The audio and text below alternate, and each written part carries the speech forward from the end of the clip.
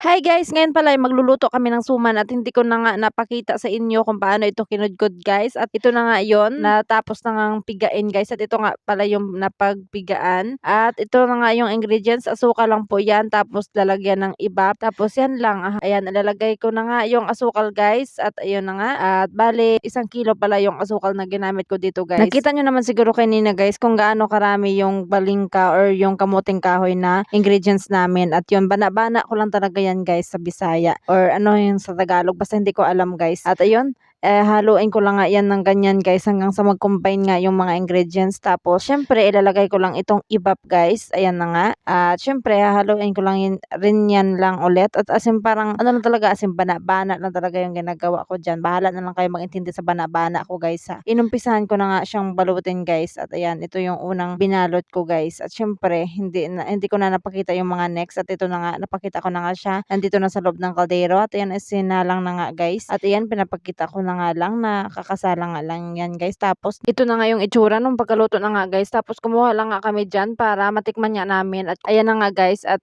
susubukan ko na nga siyang kainin. At kung napapansin nyo guys ay yung itsura talaga medyo brown talaga siya. Ibig sabihin sobra talaga siya sa asukal. Wala pala talaga itong buko guys kasi walang available na buko dito sa amin. Kaya niluto lang namin na asukal lang yung ingredients at saka ibap. At ayun lang. At ito naman guys, nung pagkagising naman ng asawa ko ay nagbukas naman siya ng 4 guys. Akala niya talaga matamis guys, pero medyo mapait talaga siya. Tapos matamis, ayun, lumalaban yung tamis at pait. At hindi niya pala yan naubos at dalawa yan lang yung nakain niya. At yun, hanggang dito na lang pala. Maraming salamat. Bye bye and God bless.